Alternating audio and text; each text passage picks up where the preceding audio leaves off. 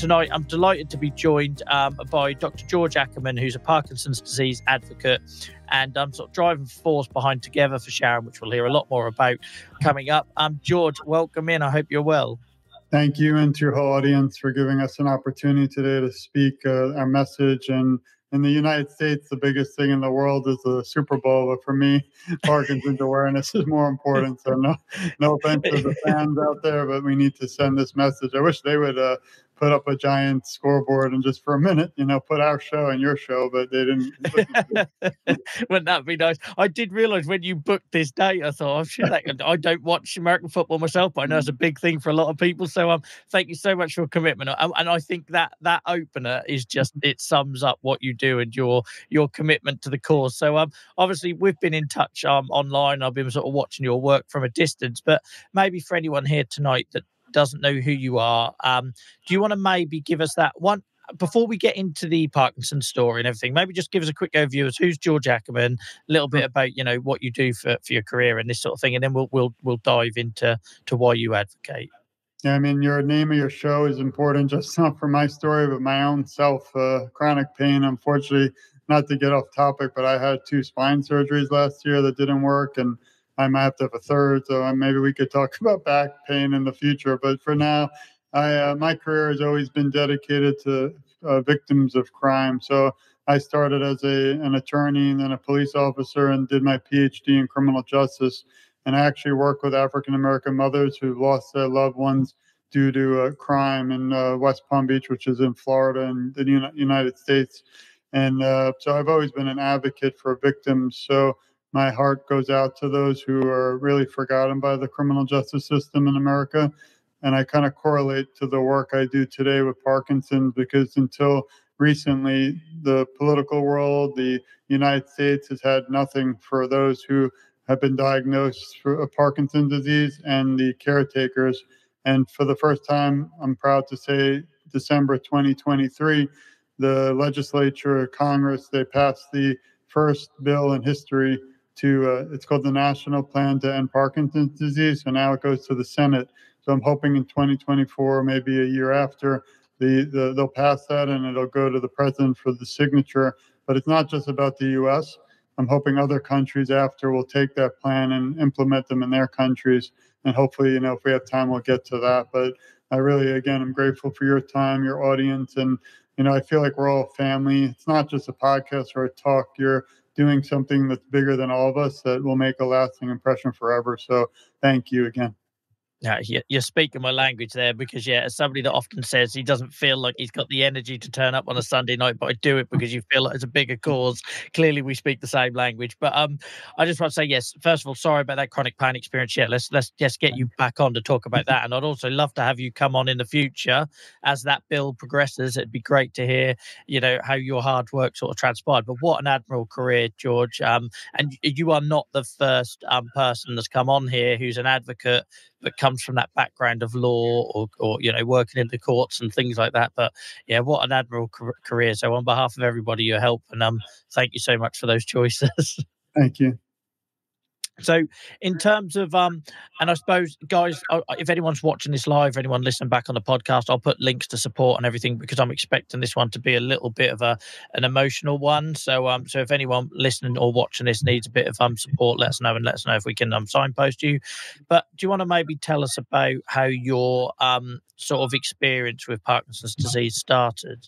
Yes, I appreciate it. And again, unfortunately, I'm here for a sad story or negative, but I always try to flip it to being somewhat positive. And when we end, I want it to be on a positive note. But on 1/1/2020, my mother sadly passed due to Parkinson's disease, and she had late onset dementia.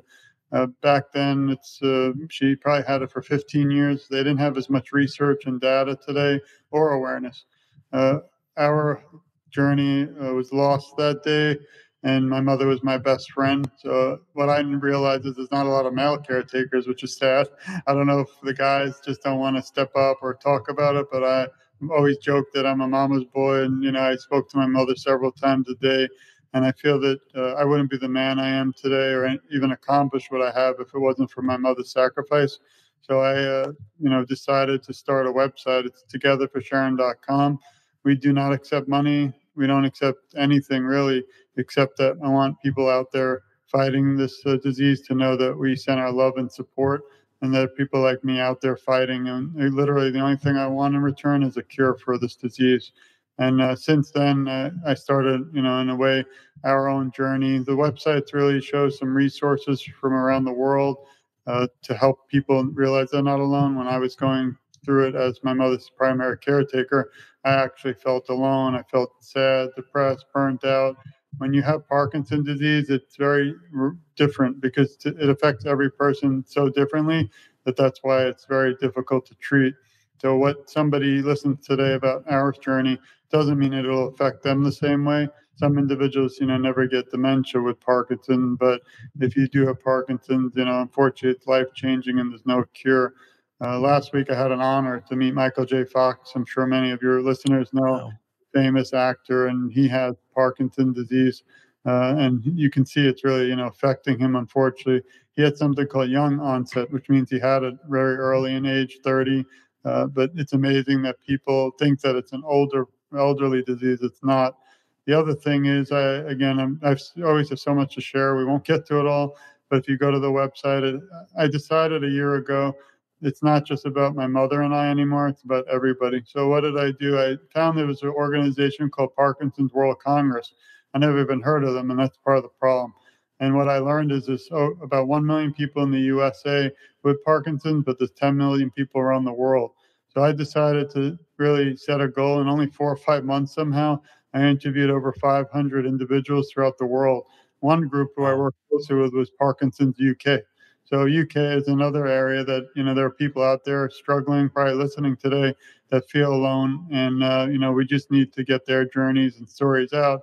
So for completely free, I spent many hours, many nights like you do with your program, and just dedicated a few months and kind of cut back a little bit. If you go to the website and click interviews, you'll see they're mostly written, but over 500 interviews from people from Iceland to UK to England, France, Spain, Australia, Africa, any country, name it. And what I did is I literally posted their journey. So every day I wake up, when I feel tired or the Super Bowl's on or burnt out or I don't want to speak to Joel today, I remember those stories and those people, and it makes me continue to fight on. So I just again want everyone to know that they're not going to be forgotten and that I'll be fighting till my last day or until we find a cure for this disease.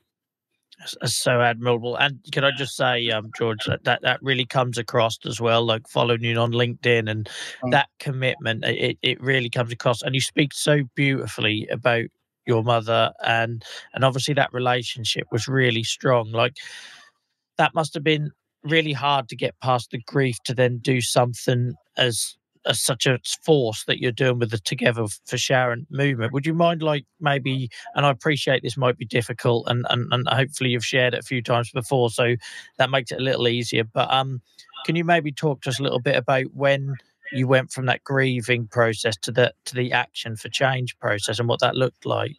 Sure. When an individual has Parkinson's, it affects again differently. My mother, she had it for 15 years. I didn't really become involved till the fourth year till she passed. She only had stiffness in her left arm, so she had trouble eating and things. But she still lived an independent life. She lived alone. She was able to, have friends and go out and walk and very loved life. Her grandkids were her favorite. She had 3 grandkids. But then the fourth year, she was in a lot of pain too. She had fibromyalgia, which you might be aware of because that's a Yeah, chronic pain. She also had dystonia, which is the curling of the toes. She had internal tremors. So Michael J. Fox, you'll see he shakes. So she didn't have that. She had the internal. But I always look back even today and think, did she really know what Parkinson's was? Did the community of researchers know? Was she ashamed? Because sadly, a lot of people don't want to talk about Parkinson's because they don't want to. Even Michael J. Fox released a movie last year, if you saw on Apple, and I think it was called Touch. But anyway, and it was very important because he said his struggle was, does he tell the movie industry because he doesn't want to lose his career, and he's been a hero because he speaks out like I want everyone to do because we are a family in this. So my mother went for a special program to try and help, and I think they drastically changed her medicines. And that night, I was called over at 4 a.m. to our house, and she was moving her furniture out of her home and thought somebody was going to harm her. And that's because of the delusions and hallucinations due to dementia. And that was the day I really had to take over literally her life. And it was very sad. And, I was shocked. But as again, her son and just someone I knew took care of me when I was small, I was never going to let her be alone. That's the day it started to really learn about Parkinson's. I don't know if it was too late. We couldn't, everything we tried just felt like we failed. But when she passed again, I decided to make a little memory band. I don't have it here, but it just says a memory of Sharon for Parkinson's awareness. And the site, I thought we'd have like 30 people and I'd move on. And if my mother was here today, she'd say, George, don't waste your time, deal with your kids, But all of a sudden, a week ago, I noticed for some reason there's a little dot on my website, and I scrolled down and it says over 30,000 people have visited the website. And Wow. I don't know how I'm on TikTok, and it just kind of evolved by itself. We have a book coming out, and that's going to be really exciting. It'll share my mother's journey and mine. But again, we're not in this. It's hard to go on shows and even have our own podcast because sadly, you would know more. Everyone seems to want something, in return, but I don't. Yeah. So it's like I have to spend time explaining that literally do not give me money. Just know that you're not alone. And I feel the UK, Africa, England, France, we're all family. And this is even in the bill that's going through US, as many of you probably watch, we have a chaotic political system and everybody fights. But this bill, it was completely agreed, bipartisan, and there's no argument because there's no political bounds to stop this disease. It's just affecting everyone. It has no name, has no reason, but we don't even know why people get Parkinson's. And I'm trying to be optimistic, but I could still get it, and so, we just continue to advocate. Just it's amazing. Like there's people are saying in chat watching this live now. It's just amazing, and that compassion and that selfishness like really just comes across. And I know like you reached out to me to come on the show, and that I have two types of the way we get guests on this show happens two ways. Either I have to beg people to get them to understand how important these conversations are, and then hopefully they get round to joining us, or people want to join, but that's because there's an agenda that they've got a book deal and they want to share that, or whatever. So when you reached out and I looked at your work, it proper shocked me to the point I sent a link to your social straight to my wife and said, "You've got to check this out because it's just different. It's so different to what we get." So please know that really comes across that you're. I use the phrase "made of the right stuff" on here a lot about advocates because we are in a world where it's not always clear what people's intentions are, and I think the work you do is just so transparent and so obvious, and how much you know share of your story and such a personal thing. Um, that must I know there's a point where it helps you, like from a therapy point of view, in terms of sharing, but also that comes with its own challenges, I imagine, doesn't it? Being so open. I mean, your questions are completely perfect, and not just saying it to make you feel good, but I mean, they're very important also. Uh, Speaking to you today still is helping me. So these are not tough. These are not easy conversations.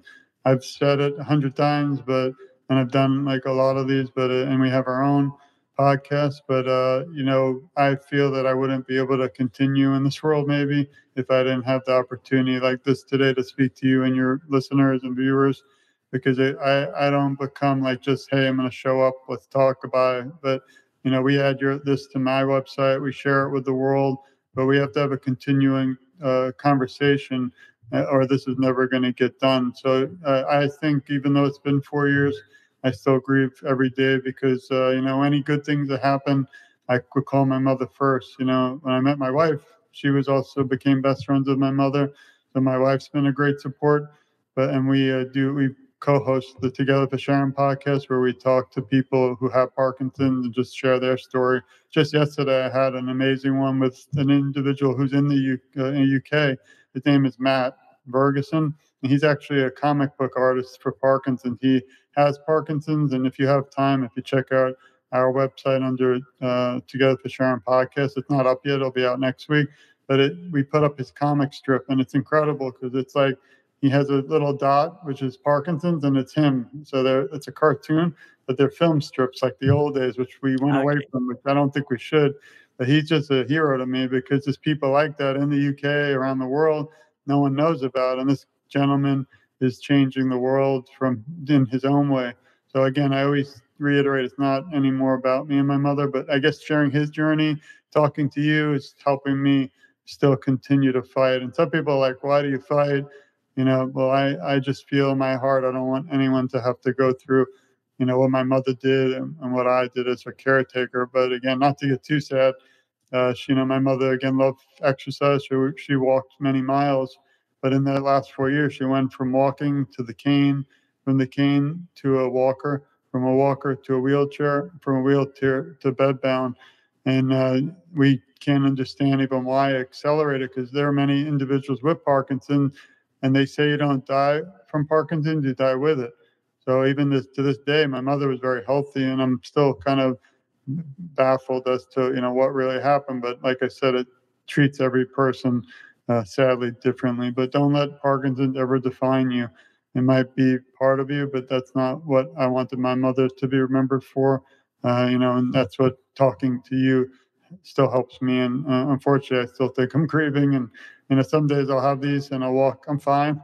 I'll walk out to the other room and I'm 6'2", like 200 pounds in police, and I'll just fall apart because, it's tough. And on the last note, I had the amazing opportunity to work with the Michael J. Fox Foundation, and I was able to speak to my local congresswoman on behalf of the bill to get it passed.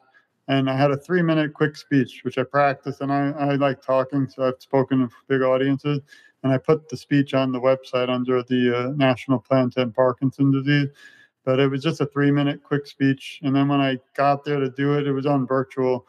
I fell apart after 2 minutes because there was one sentence that says my mother's favorite time was Sunday mornings blowing bubbles in the backyard with her 3 grandkids.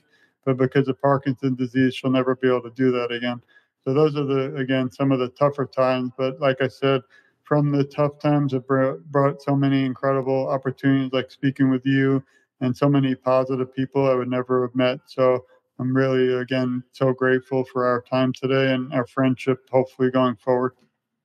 You're such a lovely man with such kind words. And then I feel like I have the whole I talk about imposter syndrome a lot on this advocacy journey. So thank you. You talked about so many things you say resonated. The whole, carrying on and using advocacy as a way of carrying on. I'm very much similar for that. I've been really open about the mental health side and that grieving thing. I've lived with my conditions most of my life and I still have my setbacks and my wobbles. And then advocacy is that thing that I turn to. So know that you're not alone with that. And I think also if you ever need somebody to remind you that you're doing a good job, then yeah, drop me a message and I will I will be the first to remind you that what you're doing is having an impact in this scene. I appreciate it. Like you, we don't do it for anything. We do it for everyone else. But every day I still, it's funny because I might have like all these degrees and things, but to me, like, it doesn't mean anything because everyone I meet, I learn something new. And today, again, I'll take a lot to my heart and to my family from our time today. And I always think as well as on this advocacy journey, it's amazing what you can achieve as well, isn't it? Because I'm Yeah. sure you're probably like me. If you'd have said years ago that you'd work out how to do a podcast, or you'd find yourself meeting Michael J. Fox, that sort of thing. It's just like you I don't know. You find this strength you didn't know you have, don't you? Yeah, and I also, again, all of you and every story that the only story that breaks my heart is the one that I'm not aware of. And that's what we're all trying to do is bring awareness for the disease, but also inspire people. This plan, the National Plan to End Parkinson's, that only affects the US. But I still think that UK, England, France, Greece, everyone can take this plan and implement it. There's no reason they shouldn't in your own country. Get those individuals support. A sad, quick story is in Africa. I interviewed a gentleman who I've become friendly with. I would never have been able to reach him if it wasn't for virtual and the internet. So that's only the positive. We have negatives with social media, but what Yeah. a great positive. But he told me that in his journey, it's posted on the website, that they think that Parkinson's disease is a witchcraft. And that's horrible because they took his mother from him, and this was in Africa, and they wouldn't let anyone see his mother. He had to break out of his community and sneak away and see her, and she didn't even want him to see him. So the problem is, again, if we don't have enough awareness and understand the disease, it's really destroying individuals' lives, not just the health, but the mental the physical, everything. So I think bringing his story out into the public is very important. And again, I really appreciate the Parkinson's UK. They're a huge organization, but I don't think they're known as much too. And my goal and dream is not just again to talk about the U.S. It's really to reach everyone in the world, because this is a global fight. And Parkinson treats, maybe you get different symptoms, but it does treat everyone, in a way the same. And another point, you mentioned something earlier, and when I worked in the law enforcement field and law, I helped family members of homicide victims. That's family members who lost their loved one due to crime. A lot of times, the criminal justice system here forgets the family, and I find again that the Parkinson's family community is also forgotten. So we have to, do our best to stand up for them and make sure their voices are also heard. Yeah, I love how representative you are. I also love how much you talk about caregivers, because that's something we're very passionate about. On most of the people you'll see in the live chat tonight are not always people that are living with it. They're the people supporting those, and Mhm. I talk a lot about how if my caregivers fall down, then I fall down, sort of thing. And that really comes across, and I think as well, like there are levels to advocacy. And I know when I started off, I just wanted to share my story. Then it was like, I want to help other people Yeah, share theirs. And then you become aware of those global issues. And you mentioned like that issue with Africa. We have a very similar thing in the psoriasis community, where certain parts of the world it's considered to be that you're cursed or you did something terrible in a previous life. And I think that's when you've really caught the advocacy bug, when you start educating and being aware of these global issues, and then not being afraid to take them on as well. So I suppose you really are not just focusing on the United States here, are you? You're doing it globally. yeah. My goal again last year, I had like an awakening in a way, and realized that again, it's not just about my mother and me; it's about everybody. Because unfortunately, our story has ended.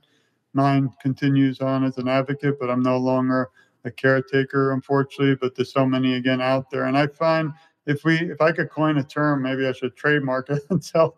But I think about in law enforcement, in criminal justice system, those family members are called secondary victims because they're not the ones who are harmed physically, but they're treated like victims in the system. No one, lets them know what's happening with their family member. No one knows what's happening with the criminal who might have taken. It's horrible. I feel like, in a way, I was a secondary Parkinson's victim because my mother had Parkinson's and all the signs, but I was sitting there throughout it all in horrible anguish, pain, trying to figure out how to explain to her. We didn't know, she was going to pass. She was only 69. That's very, very young, 2024. In my view, I might be wrong, but I would think we would live till, 90 these days, or 85. And that's a lot of time she was robbed. And if you consider it, she might have passed at 69, but she was suffering with this horrible disease for 15 years. So she really, in a way, passed at, 45, 50. So it's just very unfair. And again, I I write. I have a book. It's done. It's just going to take a while to get out there because you want it right. But I don't tell a lot of people that the last year of her life I actually videotaped and took pictures of her. But I won't. I did it for medical science if they ever called, but I won't share it because I don't want her to be remembered like that. But Mhm. I did keep a journal. So in that journal, with just a few notes a night for 1 year, and it really shows you it's going to be tough, but shows my struggles, my anguish, my anger, maybe a little moment of happiness and all that. And we're going to put that, it's in the book. So there's a lot of exciting things in a good way. And my dream is, even if today's talk just teaches one person in the world about my mother, Sharon, that again, we've changed the world for the better. So, like I said, I really appreciate you and all your audience. And again, this shouldn't end today. Feel free to follow me on all the social media. I'll follow you back. The other thing is, we're not a foundation. We're not a company. It's just me. It's my wife, is my family, but really it's just me. So I get like people mistaking us for a foundation. I don't want that. Like, we don't want the taxes. We don't want the money. If you look on Together for Sharon, there's a link to donations. That link goes to 4 or 5 organizations around the world that help, like the Michael J. Fox Foundation, the Parkinson's Nice. Foundation, and you can. It's cool, very cool. I like the word cool, but because they made specific pages. So it's their organization. They made pages that are dedicated in my mother's memory. But them. So if you donate even a 50 cents, it'll go, in memory of my mother, but to their organization, which is beautiful. Because again, I don't have to deal with all the the money and all. I don't want anything to do with that, and we don't get anything. Our own family donated about $15,000 in the last 4 years. My goal is again to get to 50,000 someday, but again, my rather just stop that and have a cure. And I have a daughter. She's now 11. My mother, I'll never forget a story. My mother never had any girls. She had two boys. Her dream was to have a daughter, but she didn't. So when we told my mother our firstborn was going to be a girl, my mother's face lit up. It was probably one of the best days of my life. She started crying, but in joy, and she bought all these dolls for my daughter Brooke, and she bought dress. She wanted to dress her up like a doll. So I'm really thankful for those good times she did get to have with her. And but I look at myself and think to Brooke, maybe you can continue together for Sharon.com in the future if I'm no longer here. Luck, I'm still pretty young, but you never know anymore in this life. So, but then before I said that to her, I'm like, you know what? Wait, we don't want that. I want a cure, and I don't want to have to have this anymore. So obviously the site could be up, but I don't want her to have to, run it, because I hope we have a cure. Yeah, I've had similar thoughts with my son, and that is very conflicted. It's like, oh, maybe they can do that, but then, yeah, if they're still doing it in 30 years' time, that'd be tinged with a little Right. bit of sadness for me, because you'd want to think you've moved forward a little bit. So, but I think just to pick out a couple of things you said there. First of all, know that just you is a wrecking ball enough in this conversation. You're doing amazing things on your own, and I certainly didn't have that full awareness when I was looking through your website a couple of weeks ago and everything. And also just massive taking my hat off to you regarding the whole fundraising thing, because with all that you do, it'd be so much, there'd be a logical point to make it a foundation and everything. So when you go on your website and click those donate buttons, and it goes to other organizations, like, I don't know, I think that just summarizes you perfect. We actually one time we do a lot of walks, like for Parkinson's and for other organizations, and we sad in a way because we have a table. I pass out bands for free and have a poster of my mother and I. But we're in the middle of all these pharmaceutical companies selling things, so Yeah. sometimes the people passing by are scared because they think we're trying to sell something. But I had a gentleman who actually realized what we were doing, came over, hugged, and cried. We didn't even talk, but it was like the best moment. And even though I love virtual, sometimes that in person, like you said, you travel to a lot of the places, which I think is amazing because in person, seeing people and talking and hugging them is just so amazing. But yeah, I mean, you got to try. And I thought about even having a foundation in the future, but like I said, I hope we don't need to, because I hope by then we have a cure. It's just like I say, it's incredible, because I'm always very aware that I'm relying on the same people supporting us, whether it's when we stream or we do this on a Sunday night and people subscribe and things like that, because it's literally the only way we can reach and do those things in person. Particularly, when you've got long-term health conditions, things like travel insurance, etc., it isn't exactly cheap. So yeah, to do everything that you do and just point people's financial support elsewhere, I can't tell you how wonderful and lovely. I think it just sums you up as a person. There was one other bit I just wanted to call back to what you said there, and that was about the moments you had of your mother and the videos and the photos and that. And I think I just wanted to touch really quickly on that for anyone that's watching this from like an advocacy point of view, about that importance of keeping something back for yourself as well. I don't know if you agree with that, but I know I share so much of my journey. I it means a lot to me to have just a little pocket that's just mine. You know what I mean? My part of the story that maybe doesn't get shared. And I don't know. Do you find that as well? I appreciate they were difficult days, but just having those memories that only you have. Yeah, I try to think of the good ones, but sadly, again, the bad ones seem to be like overtaking them. Like the one night I rushed to my mother's house, the night I became her real full-time caregiver, was I brought her to the hospital. They said we saved her life, but I was like almost kind of happy about it. But then when I saw what it did after, it was sad. But I actually brought her to the hospital. I went back home to pick up some of her clothes, and I know you probably everyone here has like post-it notes, that you use to keep notes to yourself. Mhm. I went into her room to pick up clothes, and the whole room, it was like a kind of a scary movie, and there were post-it notes everywhere. And at that point, they had names of people and animals that used to live with us that are no longer here. but she couldn't understand at some point because of the dementia who is, reality and who is not. So those kind of moments, like it's tough to just forget. I relive them a lot in the book, but those are the worst times. But then again, I got to keep thinking about the good ones. But then, there's even like holidays are tough. Last December for the holiday, there's like a chair missing at the table. Yeah. And then, my mother loved music, and I always joke and said they tortured me with Barry Manilow, Lionel Richie, and Kenny G growing up. But then now I love them all. My wife and I actually went a few months ago in Florida to see Lionel Richie. And after we left, I was so excited, but I wanted to pick up the phone and call my mother, but I couldn't. So those are the things that still trouble me. But like I said, I keep smiling. You got to keep positive. When there are some nights I might even be talking to you at like midnight online because I don't sleep thinking about the other individuals who are still going through this, Mhm. and that really kind of drives me. I don't know if it's a positive, negative, and we could have a whole talk too about caretaking, but it's just you got to keep pushing, you got to keep fighting, and if something means the world to you, then you just you're never going to give up. And all my podcasts are individuals who have Parkinson's or organizations trying, or also who loved ones who lost people for Parkinson. So those individual stories too just wake my eyes up and keep me going. And until I could see there's no more stories of people struggling, I got to keep fighting.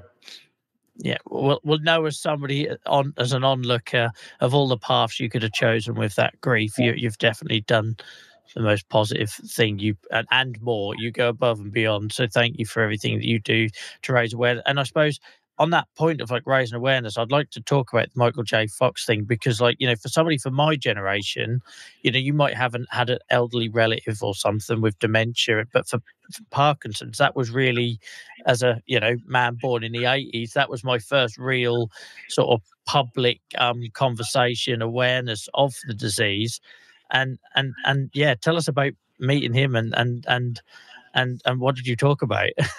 No, I appreciate it. There's a lot of celebrities, unfortunately, have it, but still today, I won't name names. They still are just kind of shyer and don't want to come Mhm. out and talk about it, which is sad. I actually reached out to a few. One's a very famous comedian, but and one's an actor, but they're not ready. I did have the honor to speak to one of Muhammad Ali's daughters. I interviewed her. She told me incredible stories. Again, we don't have the time right now, but there's also I actually reached out lately to Ozzy Osbourne's son, Jack, trying to reach because it's not just about the celebrity; it's the families. They're all like Sharon; they're all affected.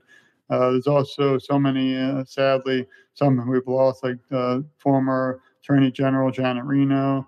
We can keep going the list, but the problem is Parkinson's is one of the fastest growing neurodegenerative diseases in the world. So that's frightening. So that means that more. I mean, when I go on things, speak.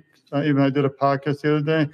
The host, even said his neighbor has it, and like so, people now are not just seeing family get it, but now neighbors and friends Yeah. and people, coworkers. So, meeting Mr. Fox. It's a long story, but I loved him as a actor. I love Back to the Future. Ironically, when I had back spine surgery, which was a nightmare, the only reason I was excited was in the hospital afterwards. They had a marathon of Back to the Future. He hasn't been doing too well. They have a big gala every year. We haven't been to it, and I heard that he hasn't even been able to attend his own gala for 3 years. I don't know why, but it's likely because of Parkinson's. So there was just for some odd reason, a friend of mine, he likes celebrities and he's amazing. I don't have the time and like the patience. They wait in these long, long lines around the country Yeah. meeting their favorite. It's great, but I can't do it. So I would never normally go. But I thought in my mind, he's not doing great, but this could be one of his last public appearances. Why don't I go? It was about 3 hour drive. And usually, again, I don't go anywhere because I work a lot. I'm a professor of criminal justice, but I love my work, so I'm not complaining about that. So anyway, I looked to my wife who works with me and I said, can you believe he's going to be only 3 hours away? And this is like a once in a lifetime thing. And then I said, forget it. I know I can't make it. She's like, you should just do it. And I said, you know what? You're right. So we just dropped everything and we went. And it was more of like one of those Comic Con things where it's Mhm. more for Back to the Future and his, actually Christopher Lloyd was there. Leah Thompson and the big guy who plays Buff, I think was his name. I don't remember, but so they were really there for that. But I was coming at it at a whole different world where if I could just get a minute to talk to him. So I planned this whole speech. And then I get there and they say, you can't speak to him, you can't touch him, all these rules. But they forgot that I'm a cop and a lawyer, and I'm like, it's my one shot. So I had my band, and let me, I wish I had it, but this is I don't know if you can see it. This is the Together for Sharon band. It's right there. Yeah. And so I rolled it up in my hand sneakily and got the opportunity to be up to him. And I noticed, like, when I looked at him, he was sitting in a chair, like a lot of the other actors. He couldn't really, he looked like his health wasn't the best. And again, I could be wrong. Maybe he just didn't, he was tired. So I'm just saying from my point of view. So I leaned over. I told him that, he's my hero. And I'm grateful for, how he stands up for Parkinson's. I told him about togetherforsharon.com. Said we lost my mother due to Parkinson's. And again, all the money goes to his foundation, and we're not going to give up till there's a cure. And he said, thank you. And I had a little part, I was going to ask him if I could interview him someday. But part of me, like when I saw how he was acting, I don't know if it was partially happiness, but also a little sadness, thinking of my mother at that moment. And it all, like, you ever have like one of those moments, everything just flashes by. I got the picture. I left later in the night. People who also met him, but for Back to the Future, were posting pictures everywhere. And one of my friends wrote me and said, did you see this, George? And I said, what? And he was actually wearing the Together for Sharon band the whole night. Oh, Well, wow. he put it on himself. So it was just an honor that he now knows about my mother. He knows about what we're doing. And, that was a moment I'll never forget. Unfortunately, afterwards, I went to the bathroom and started falling apart because Yeah. I, I feel bad that he's still fighting it and that we lost my mother. And then I thought again of all those other people who, this is a beautiful actor, a beautiful spirit, beautiful person. And his whole life, again, has been kind of, kind of pushed back, even though he's still fighting, still doing things. Just no one should ever stop your dreams.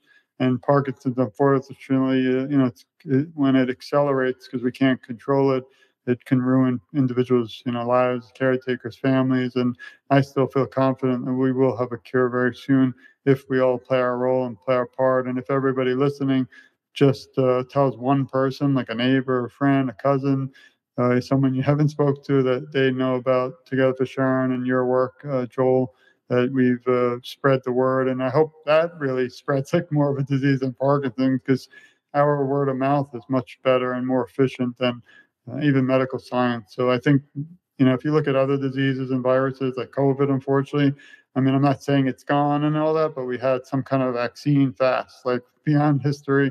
And Yeah. again, I don't know how safe it is and all that, but if we could just have something to slow the progression down. Now, we do have more research since my mother passed that shows exercise, diet, things like that can slow down the progression of Parkinson's. But again, it depends what stage, and it's just so different for everyone. If it was my mother at the 4th year, it wouldn't have, exercise wouldn't have helped. Well, the only thing I've got going in my head that I really want to get across to you is like every now and then you'll meet people, especially with what I'm doing with this work, and they talk and they just leave an impression. And I think that just sums you up perfectly. We've shared so many stories on here, but I'm not even surprised that he was wearing that wristband, because you are just that type of person that you speak and people listen, and it makes an emotional connection. I think that's a really special gift, and I'm sure your background in law and everything as well plays its part in that. I just, yeah, if next time you're worrying about if it has an impact, or when the grief gets too much, or and I'm worrying about the world we're leaving to our children, this sort of thing, just know that this conversation will stick with me for a very long time, if not life. No, I appreciate it. I do have one important message that I try to leave every podcast I do in my own or others. And I just want everyone listening, and feel free to share this, but this from us. We love you, we support you, and we care a lot about you. You're never alone. I will advocate for you, and together our voices are so much stronger. And I always say I'm just getting started, because every morning I wake up, I'm kind of rejuvenated in a way, and I just ready to just keep fighting, even though I'm sacrificing some days my own health. And I mean, I used to be a big fitness person, but I just don't have the time, because I think this is more important than me and us and everyone. It's very, very important. So I say I'm just getting started, even though I've been doing it for a year or more. But again, I'm so grateful, and I'm still available. But I wanted to thank you for the time and all the listeners. And again, we're all family in this fight. Together for Sharon is behind Joel, and also your fight. And if I could ever be of any help, always count on me too. You're a wonderful human being, Dr. George. Just amazing, and make sure you find time for you as well, because as somebody that has very similar views, and I go in at the deep end with my advocacy, I have to kind of remind myself to find time to do the things I want to do, because unfortunately that burden that you can feel with all the people that need help, need support, and their stories that need sharing can become a bit of a sort of one-way road. So but you are absolutely welcome back anytime. Like the comments we've had in chat have been amazing, and I'm sure we'll have the same reaction when people listen to the podcast back in the coming weeks and months as well. Where can I know we've talked about the website? Anywhere else you want to tell people where they can find you in terms of like social media and things like that? Obviously, you have a YouTube channel, I understand. Yeah, if you go to togetherforsharon.com, scroll down towards the bottom, it shows all the social media. But like I said, I know I'm grateful that you picked this guy from the U.S., but this is not, a U.S. issue. It's a U.K. issue. It's a Europe issue. It's America. It's all of us. So Parkinson doesn't discriminate, sadly. But if we all fight back, we're going to definitely end this disease. Again, it's just me, that I feel like we're all family, so that I'm not alone either in this fight. But I'm easy to find. I'm always on, and I don't even know how it's grown this big. And I imagine we're actually flying to New York City for the first time it's called the Unity Walk, and it's the 30th anniversary. So every year in April is Parkinson's Awareness Month. To me, every day is Parkinson's Awareness. I don't know why it's just a month. It's not for the people diagnosed and caretakers. It's every day, every minute. It's not 1 month, but it is nice to have that recognition. But that's going to be amazing, because people from all over the world join, take a little walk in Central Park, which is iconic in New York City. And we all just, people with Parkinson's care, we're just going to walk for a mile in memory of all our loved ones and raise money for, the disease. And Michael J. Fox Foundation is actually sponsoring it. And it's sad because they had the Unity Walk, but COVID destroyed it. I don't know the story behind it, but it kind of ended it. And they've actually been nice enough to pick it up, and they're continuing it on. So, when someone's down or sad or has pain, it's amazing that others out there can help pick you up and get you going. And again, I always want to end it in a positive way. So everyone listening, again, don't feel down. Just exercise 45 minutes a day if you can. Hug your loved ones and just keep smiling, because, another thing, my wife was incredible. When my mother had her worst days, I mean, the last year she went from someone with a normal weight to being so skinny that it was almost horrific to see her. But my wife was amazing. We just wanted even those small moments, like a second or two, if my mother could smile. So my wife would bring in, and we're men, so I don't know anything about this stuff, but she brought someone to do my mother's hair. They brought a pedicure, a manicure, all this stuff. Some days my mother was too sick. But there is one special time. I'm from Brooklyn, New York, and I was only 40, 50 minutes from New York City with Broadway. My mother loved taking me as a child to Broadway. I learned how to play guitar. I've been playing for 20 years. It's more, again, just for fun. It was snowing one week, and my mother decided, "Why don't you learn guitar?" And I said, "Sure." So before my mother passed, I'd say a week before, she wasn't able to really talk anymore. So she lost ability to do anything. And so we had a guitar therapy. I don't know if you know, there's actually, music therapy, and I think it's incredible. So we actually decided, why don't we play the song Memory from Cats? Because when I was a kid, my mother brought me to New York City, Broadway, to see Cats. So we played the song, and it was really amazing. And we somehow, for some reason, I taped it, and it's on the website. You won't see my mother, but at the very end, she said, "I loved it and thank you." And those were her last words she ever said to us. She lived for 7 more days and didn't really. It was we don't have a thing called death with dignity in Florida, which they're trying to pass, where we treat our animals nicer than our own family. So I commend the states that do allow dignity for those who are, end of life. So I was able to have that amazing moment we put on the site. So you'll see a lot of things on the site, again, our story, but now it's becoming, again, about everybody. So just trying to stop putting things on. I get excited that there's just are exciting things happening. The walk, I'm a weird person because I don't have Parkinson's. and I'm not currently a caretaker of someone living with Parkinson's. So I've been to many support groups, but I don't speak. So I stopped going because I felt like I can't tell the stories about, wills and how important it is to have a funeral plan, because I don't want to make people sad.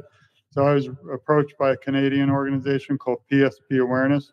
And this month, it's kind of history for me. We're starting the first ever support group, and I'm going to run it completely free, no charge, and it's virtual. So it's for anyone around the world who lost a loved one to any disease. So it's not just parts for anything, cancer, Alzheimer's, and we're just going to meet. We're going to just talk to each other and know that, we're supported. I'm kind of scared because if it gets to too many people, we won't be able to do it. You want it to be kind of really small so you can all, but anyway, so there's incredible positive things happening. And I just don't want to end on a sad note. If you do read my book eventually when it comes out, it's this journey of my mother, and then leads to my journey as her caretaker, and then the aftermath in a way, but my journey now as an advocate and keeping my mother's memory alive. So, it ends in a good note, and for, others. And I just want to again thank you and the audience for your time. And this again doesn't end now. I'm sure me and you have become good friends, and I hope all those here with us today and listening to recorded will also join us, because without everyone hand in hand, we're going to be further from a cure. But if we all team up, join together, and share even just Joel's podcast today with the world as much as we can, then we're going to end Parkinson's disease. And then maybe we can all take a little break and breathe for a minute. But until then, we fight on. And you're a wonderful human being. It's such an honor to meet you. It's such a pleasure to have you on the show. And I'm going to end by bringing you back to something you said a few minutes ago about when you said, I don't know how this got so big. I think I'd probably speak on behalf of everyone that's listening and watching this, either tonight live or in the future. I think anyone that's been in this audience will know exactly why this got so big, because what you're doing is brilliant. And again, please look after yourself, make time for yourself, and keep doing what you're doing, because it's incredible. It's just incredible. And thank you for giving up your Sunday to share some of what you do with us. And you're welcome back anytime, absolutely anytime. When that book comes out, as things progress through the Senate and Congress, as and when you do anything, on this journey, which I'm sure this is just the start, then please do, get in touch and come back and give us an update. I appreciate it. Thank you. And again, we send our love and support to everybody with any, struggle. It's not just about Parkinson's. We're a family. I want to end Parkinson's. Maybe we can help end dementia, because that's another terrible infliction that my mother had to fight. But sadly, we don't have time for everything. So we have to concentrate on one first. But dementia is a tough one. So thank you all again for your time and love and support, and sending it right back to you. Amazing. Dr. George Ackerman, it's been an absolute pleasure. Thank you for everything you do, and I'll speak soon.